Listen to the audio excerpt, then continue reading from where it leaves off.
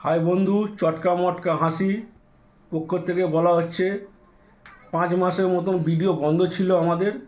আমার শরীর খারাপ ছিল, আমার পা একদম পচে গেছিলো সুগারের জন্যে।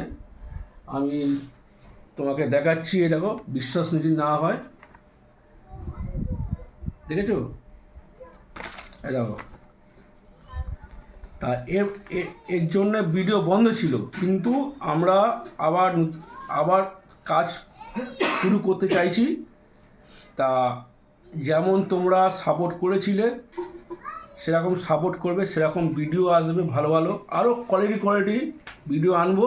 আমার ভাইরা আছে, ভাইরা একটু কথা বলবে।